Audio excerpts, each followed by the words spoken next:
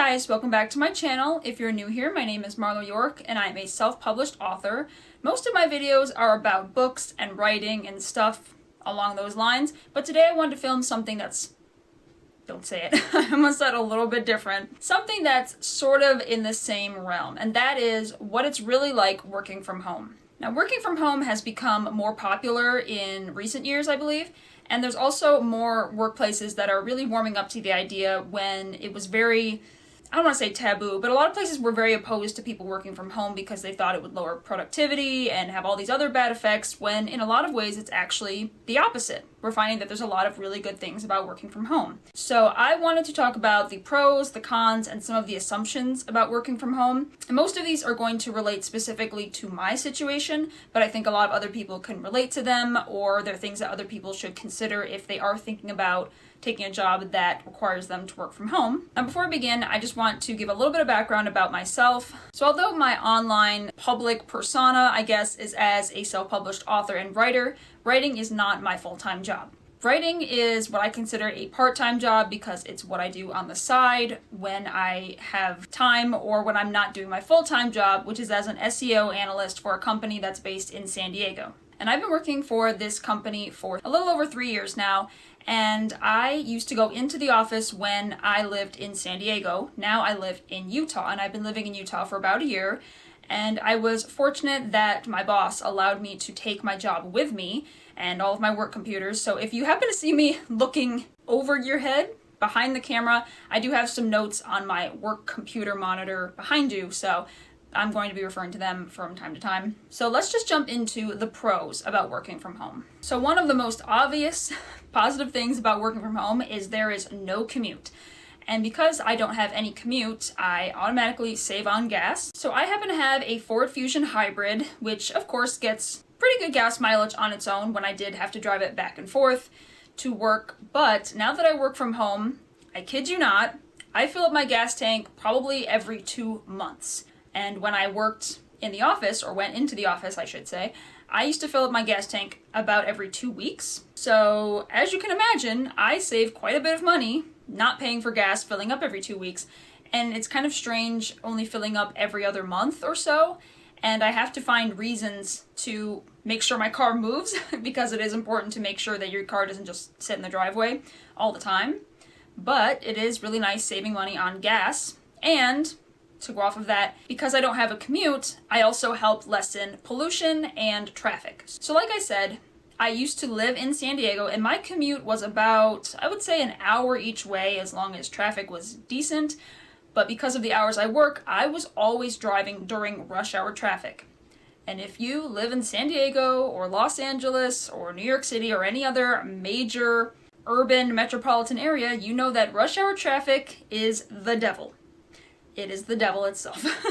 And being part of that rat race was just terrible for so many reasons. For one thing, it's more time just sitting on your ass, being stressed out by something. There's also more instances of car crashes because there's more people on the road, and of course more pollution, and just there's nothing good about traffic. Let's just sum that up and say that. There's nothing good about traffic. So if I don't have a commute, I don't have to worry about traffic and all the stuff that goes with it. The next good thing about working from home is a casual appearance. So my workplace has a pretty casual dress code anyway. The only reason we had to dress business formal was if a client came into the office, which didn't happen that often. And so most of the time I dressed pretty much how I'm dressed now. I would wear jeans and a t-shirt every day. I personally never wear shorts in public really because I'm just kind of self-conscious about that, but some people wear yoga pants, whatever. But there are a lot of companies that have a specific dress code that's either provided for you or you're expected to dress a certain way. I've worked jobs that had both of those things. And so it's really nice that I don't have to worry about getting gussied up in the morning. And going along with that, I don't have to wear makeup if I don't want to. In fact, the only time I wear makeup nowadays is to film videos, which I do usually once a week. And if I want to go someplace kind of nice and look nice, but I'm kind of a homebody and me and my husband are very busy anyway, so we don't really go places where I would wear makeup.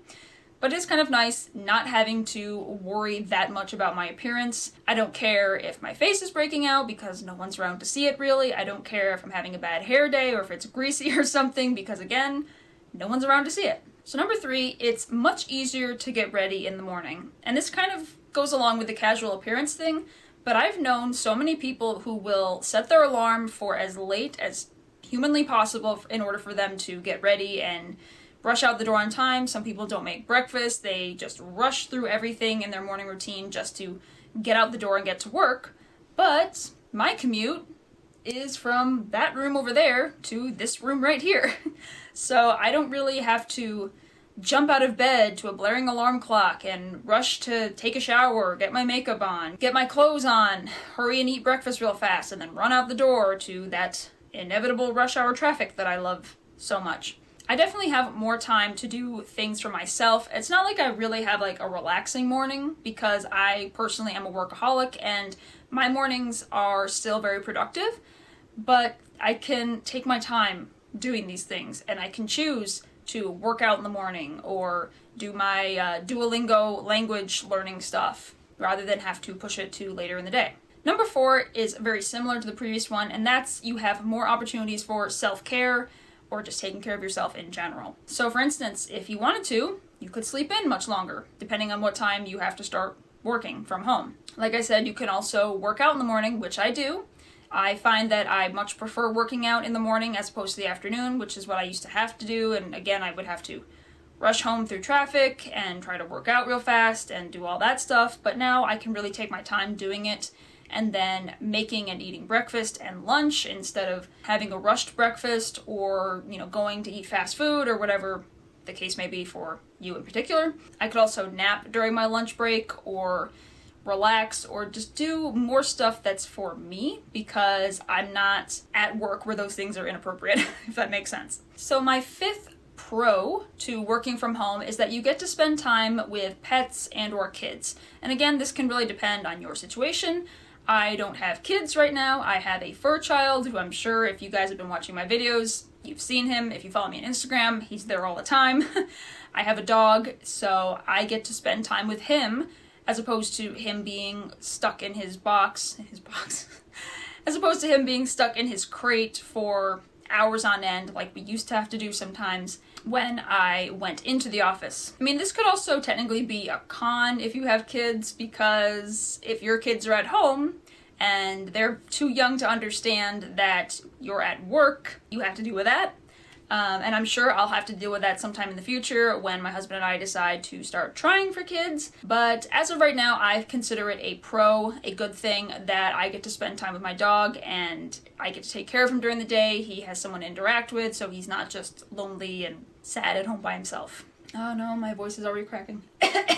Number 6 is a pro that I take advantage of all the time, and that is more at-home productivity time. Specifically for me, house chores. When I went into the office, I had to push all of my major house chores to the weekend, and that just ate up more weekend time that could have been spent relaxing or having fun, seeing friends, whatever the case may be. And because I work from home, and again, I am such a workaholic, I dedicate specific days of the week to specific chores. So, for instance, on Monday, I vacuum the whole house. On Tuesdays, I sweep and mop the floors, and so on and so forth. So I feel like I'm more productive overall, not just at work, which I do feel very productive in my 9-to-5 job, but I'm also very productive in terms of house stuff. And my 7th pro for working at home is no boss or managers hovering over you.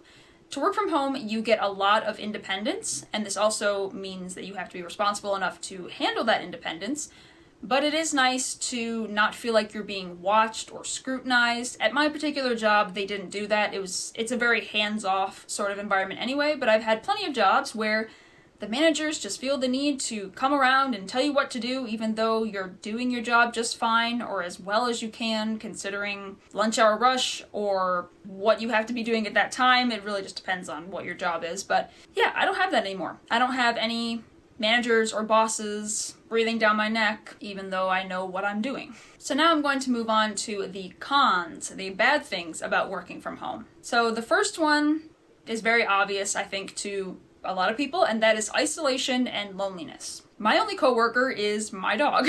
At least that's how it feels.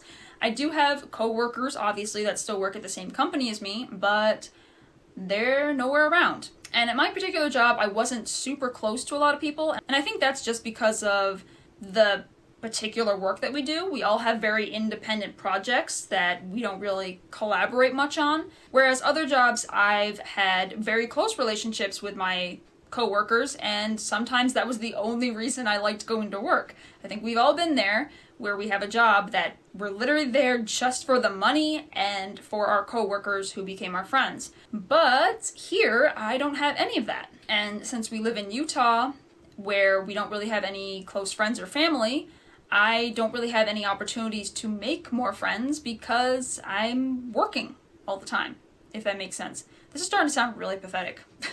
And it also kind of feels a little like out of sight, out of mind. Of course, people can email me. Sometimes people will call me, but it's usually just for work-related stuff. Like, no one calls me or emails me just, like, to chat, to catch up, because everyone's so busy at the office. So sometimes you feel a little bit forgotten about until someone needs you. And it's always for some work-related thing. It's not like they come over to your desk and say, hey, do you want to go get lunch together, go for a walk, do something together that's a friend type of activity. It's just like, here's some work related stuff that I need to contact you about, and they'll be friendly. At least, in my workplace, everyone's friendly when they contact me, and sometimes we'll, do some small talk, how was your weekend, blah, blah, blah, but for the most part, people only talk to me or interact with me when it's work related. Number 2 is something that I didn't really expect, but I definitely feel it, and that is, you live at work. You don't work where you live. I don't feel like this all the time, but sometimes when I say I work from home, it's really more a case of I just happen to live at work. There's no disconnect between the place where I work and the place where I go home to relax and hang out with my family. You know that feeling when you get home from a long day of work and you take your shoes off and you take your coat off and you just breathe a sigh of relief because finally you're home. I don't have that feeling, ever. I just sort of feel like I'm moving from one type of work to another, and though at the end of the day I don't necessarily have to continue working if I have all my chores and responsibilities done, but I don't really ever feel like, yay, I'm home now. It just kind of feels like business as usual. And because of this, it makes work-life balance or work-life separation really difficult or sort of impossible.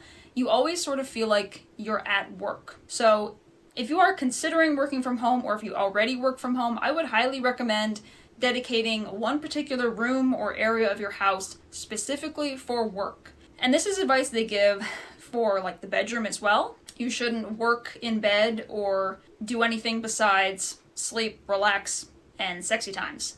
That's pretty much all you should use your bed for, because your brain starts to associate what you're doing with a particular area. So if you're working in bed, your brain starts to think, oh, this is where I do work, not where I sleep. So for me, this particular room that I'm in right now is my office. The only things that I really do in here are work on my 9-to-5 job and do my book writing stuff, my part-time job.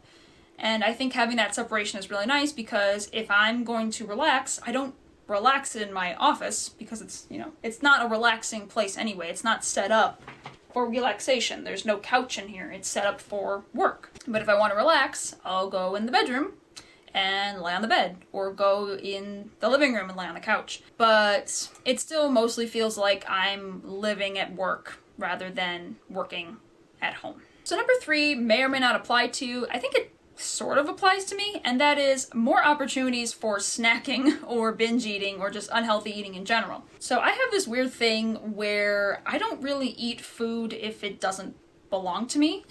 So we had like a communal cupboard and fridge at work where the office, they would buy snacks for the entire office, but I was just very weird about just not eating it because it wasn't for me. So I had my own snacks and my own lunch, and that was all I ate during the day and nothing else. So I wasn't really like snacking on stuff because it just felt odd to me. And I think that stems from being broke in college and the understanding that between you and your roommates, that if you didn't buy the food and I didn't say you can eat it, then don't touch it. There's definitely more opportunity to snack because my kitchen's down there and I bought the food usually, so that means that it is mine to eat. I guess I snack a little more than I would if I went into the office, but for me, I don't eat a lot of food anyway, so it's not like a huge problem. Number 4 is a big one, and that is different types of distractions with no boss or manager to deter you away from said distractions. A manager hovering around is definitely a deterrent to spending time on your phone.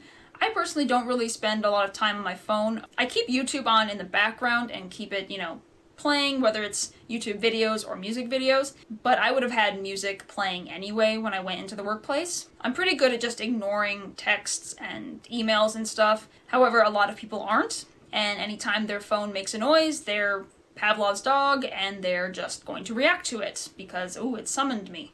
But the other distractions that really bother me are like mail deliveries and solicitors and repairmen. And they will come by a lot. I don't usually have to sign for a lot of packages, but sometimes I do, and if it needs to be signed for, then I need to go downstairs and actually talk to the mailman. A lot of times people will leave a package and then knock on the door because they see my car's in the driveway and they're like, hey, come pick this up, but then they'll leave. But of course, someone knocking on the door makes my dog bark, so then I have to go address all of that. So that's a distraction. Solicitors will sometimes come, and that's really annoying because I hate dealing with solicitors of any kind. And repairmen is another big one. So one of the nice things about working from home is that if we need something repaired or worked on in any way, someone is here to be around when the repairmen have to be let in. So actually, this is really good timing, sort of, that I'm filming this video, I guess. We had a furnace/AC unit maintenance man come just to do regular maintenance and cleaning on the furnace and the AC unit, and that was a really big distraction for most of the morning. So the guy came at around 8:15 a.m. and I clock in at 9 a.m. So he was here on and off. Most of the time he just did stuff on his own, but there were several instances where he needed help, as in, can you let me into the backyard so I can work on the AC unit? Can you help me disengage your sprinkler system so I can attach my hose and spray off the AC unit? There was just a few instances of him just constantly distracting me from my work every maybe 20 minutes or so. And that's not a huge deal. It only took him about an hour and a half to complete all of the maintenance that he needed to do, but he was still distracting me from my work that I needed to do. So that was really annoying. And then because he was around, Hogan, my dog, was more on high alert. So anytime someone banged on the door to deliver a package, he would start barking like crazy, or if someone slammed a door right outside the house, he would again start barking like crazy. So today was just a day of distractions. So I was very frustrated most of the day and stressed out because it was just constantly breaking my concentration from my work. So I'm going to stop complaining about that now. So number 5, again, depends on the industry, but that is that you have no coworkers or managers to turn to if you need help. Even though I'm not in the office, I'm still in constant communication with people who are in San Diego through email. And so I do have help if I need them, but depending on what industry you work in, while you're working from home, you might need help that will require actually talking to someone, or maybe you don't have anyone to email with very quickly, and so you might not have the help that you need when you need it. This isn't really the case in my situation, but it could be for some people. You can't just turn to your coworker and say, hey, can you help me with this real fast? I have to email someone, and in some cases it could take them an hour or more to get back to me. It really depends on the person and the situation. So yeah, that's just something else to keep in mind. Number 6, again, depends on the company, and that is you can't participate in any company perks. So at my particular company, they take pretty good care of us. We always have a monthly birthday lunch where whoever's birthday it is that month, we sort of do a group celebration where the company buys lunch for everyone, and we all get together and just eat lunch together and chat, and it's sort of a nice break away from sitting at your desk by yourself all day. And they also do company trips and some really nice things they've done in the past. But since I work from home, I don't participate in any of that anymore, in any way whatsoever. And I'm not super mad because there were some trips that I just didn't participate in anyway because I didn't want to. But that is a thing to keep in mind. If your company does have some sort of perk system, you are automatically exempt. No perks for you. And the last con that I have is the assumptions that people make about you and your luxury. I know I said luxury, I did put it in quotes, and it is kind of a luxury to work from home for some people, depending on what you do. I mean, if you're a full-time writer or a business owner or something. Working from home might just be the only option because you don't work for like a normal company, or you don't need to rent an office space for yourself. So in that case, it's not so much a luxury as it just is a reality. But in a lot of cases, it is considered a luxury to be able to do this. Especially within my company, I was very lucky and very grateful that they allowed me to take my job with me when I moved out of state. And through hard work, I've managed to keep this privilege, and it's nice that they are offering it to other people within the company. However, there are a lot of people who don't work from home, who make assumptions about you. Some of them may be based on truth, some of them are completely false, and it just kind of feels weird. Sometimes people can be very rude about it. Other times they're just sort of like, hey, that's nice to be you because you get to do this. And they don't really think about any of the cons that I have previously talked about. So now we're going to get into the assumptions section of this video. So I just reset my camera, so if the angle looks weird, that's why. So assumptions that people make. And I'm just going to sort of like react to some of these assumptions. These are things that I've read online, things people have said to me, but just sort of things that people seem to assume about those of us who work from home. The first one is that you sit around in your pajamas all day.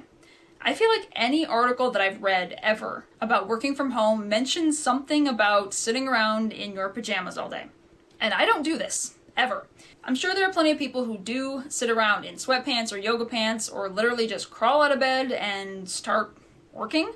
But I definitely don't do this for a couple of reasons. For one, I actually do leave the house several times a day, and I'm not one of those people that just feels comfortable walking around in sweatpants everywhere, just looking really scummy, not put together.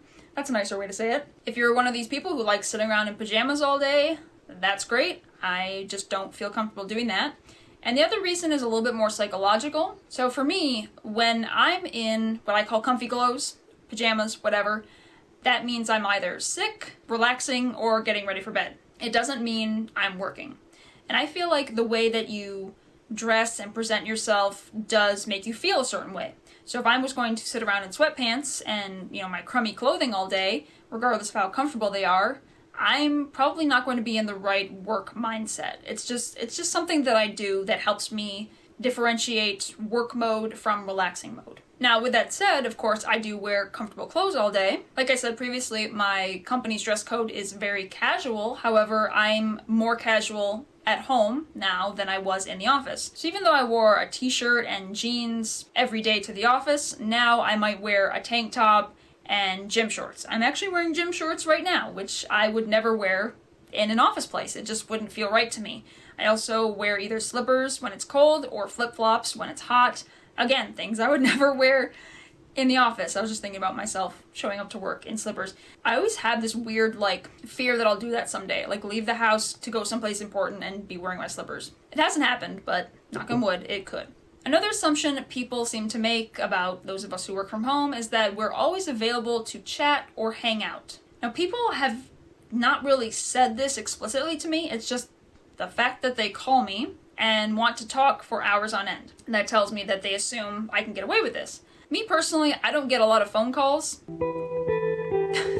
Just felt kind of sad about that. But when I do, sometimes people try to take up quite a bit of my time. Of course, I will always talk to my grandma. As long as I'm not in the midst of something really important or hectic, I always answer the phone for my grandma because I only talk to her about once a week, and it's my grandma. Of course, I'm going to talk to her. But I've had other friends call me in the middle of a work day. Sometimes they'll just say well, of course you can talk. You're at home, right? And it's yeah, but I'm working. I'm on the clock. I have things I need to get done within a certain amount of time. I can't just sit here and chat. I've also had people ask me out to lunch in the middle of the day, and personally, I only have a 30-minute lunch break, so it's not enough time to get ready to leave, to go someplace, to eat lunch, and to get back. So I can't. Just because I work from home doesn't mean that I can hang out. I have work to do. The third assumption people make about working from home is that you should be able to do all the house chores or all of the child/pet care responsibilities. Now, this isn't directly aimed at my husband, even though it might sound like it, because he's the only other person I share pets and house chore responsibilities with. But this is something that I've more of gotten hints of it from people that I know. Now, he doesn't really do this that much anymore. He did it more when I first started working from home. and we were living in an apartment, not in this house, he would say something like, "Did you get a chance to do whatever?" And I would say, "No, because I've been busy." And, he'd be like, "Well, you were here all day." And it's like, "Yeah, I was here all day working." And he doesn't really do it anymore, and he would never really, be a jerk about it.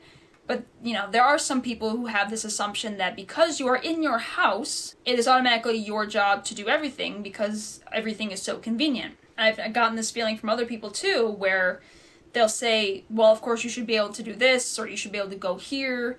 Why can't you go to the post office on this day?" And I'll be like, "Because I'm working." "Oh, but you're at home. Of course you have time." "No, I don't. I don't have time.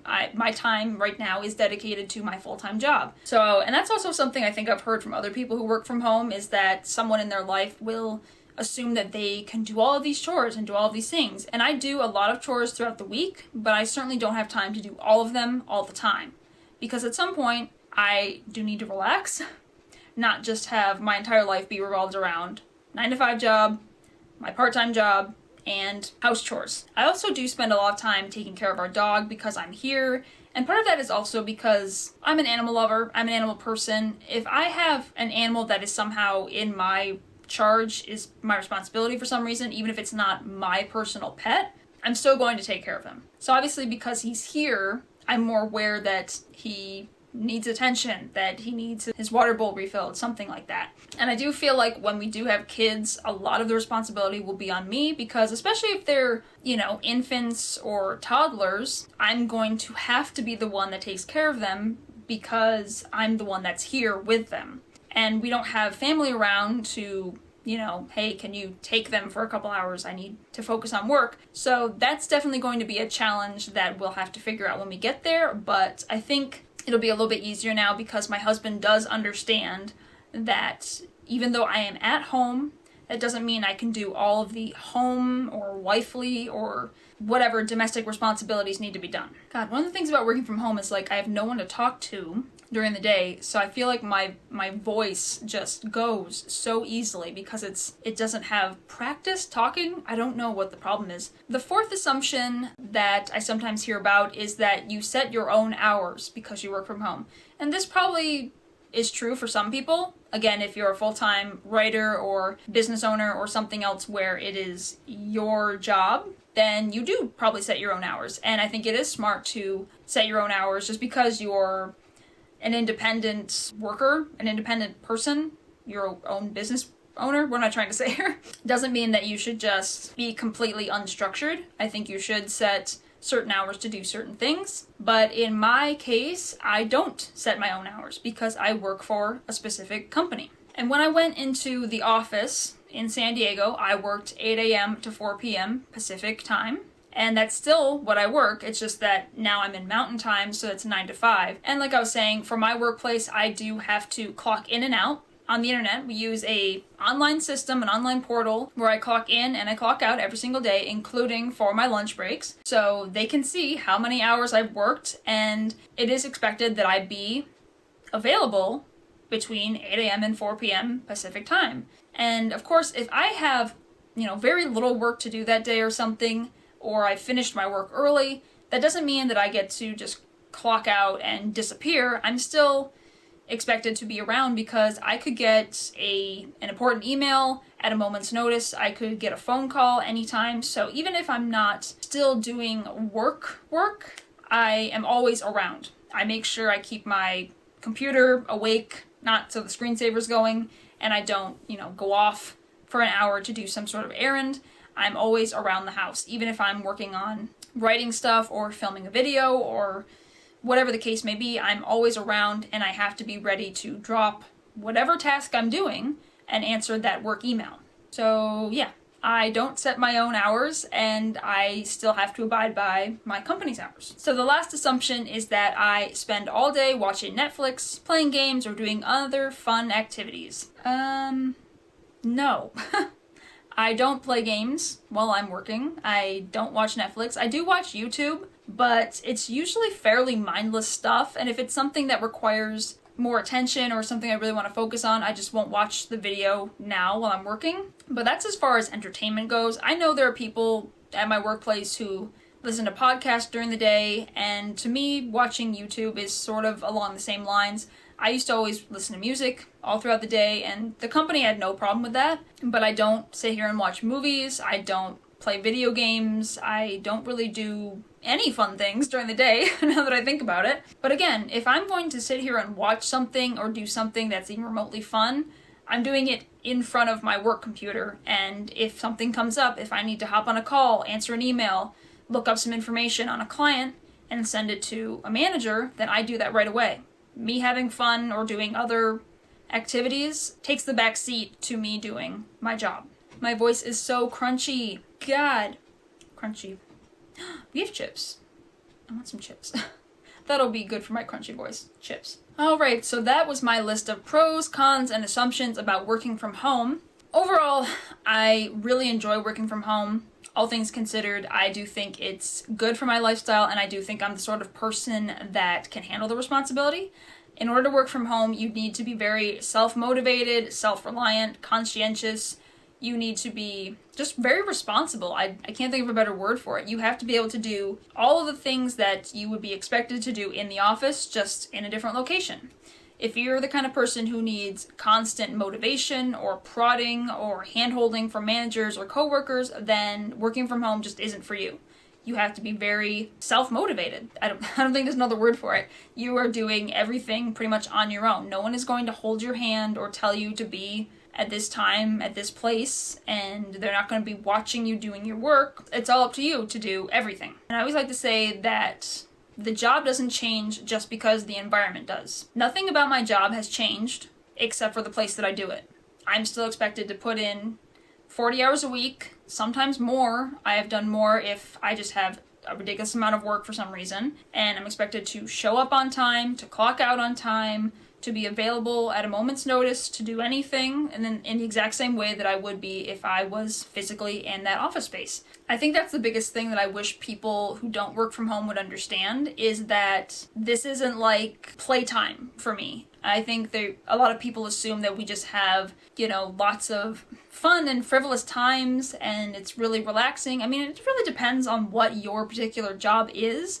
If you're working for yourself, then of course you probably have more time on your hands to do things for yourself. But odds are if you have your own business or if you're a full-time writer, then you don't. You don't have a lot of extra free time. You're still working, it's just that you're working for yourself and you're responsible for yourself. No one else is in charge of what you do. So I guess overall, would I recommend working from home? I think it's really good if you are the type of personality that it works for. I'm glad that a lot more companies, sort of in general, are embracing the idea of letting people work remotely, even if it's just a couple days a week, because it does have so many pros, benefits. There's so many positive things that can come from working from home, whether that's you're lessening pollution and traffic jams, or you have more time to sleep in the morning, or take care of yourself or your family or your pet, or whatever the case may be. There's way more pros or benefits than I mentioned here. If you are trying to work from home or thinking about it and want to do more research, I would highly recommend it. I did a lot of research beforehand, not to see if I could handle it, because I just knew I have such a workaholic brain and I'm very self-motivated. I always have been, even when I was a little kid. No one ever had to tell me to do my homework. So I just knew that I could do it. I think just the biggest difficulty for me right now is the lack of socialization. I'm an introvert, so I need a lot of alone time, but it is very odd, I guess, or it is saying a lot, that I do feel lonely a lot. And part of that, of course, is because we live in a state where we don't have any friends or family nearby, so that definitely attributes to it more than the fact that I'm not in an office. But of course, an office is a good place to meet friends and to hang out with people, and I just don't do that anymore. So I hope you found this video interesting or useful. If you work from home, leave a comment below about what sort of things you can relate to. What are some of your favorite things about working from home? What are your least favorite things about working from home? And what are some assumptions that people have made about you, whether I listed them on here or not? If you related to any of these things, definitely let me know as well. If you don't work from home, did you learn anything new with this video? And do you think that working from home is something that you would like to do, and something that would work for you? If you'd like to keep up with me on my writing endeavors and so on and so forth, I'll leave all my social media links below in the description. And if you'd like to check out my debut self-published novel, Blood of Fire, I'll also leave that link below in the description. So until next time, see ya. Now I need to not talk for like 20 years. Oh my god, my voice is so bad right now. What is happening? I need to look up vocal training stuff. How can I talk for 45 minutes or so without sounding like a crunchy old bitch? Like I sound like right now. Oh, thumbnail. What's a good thumbnail? What's a good thumbnail? Fuck if I know. Mine are basic. Is that fake smile you're waiting for? Fake smiles make the world go round. Alright, find a thumbnail from that.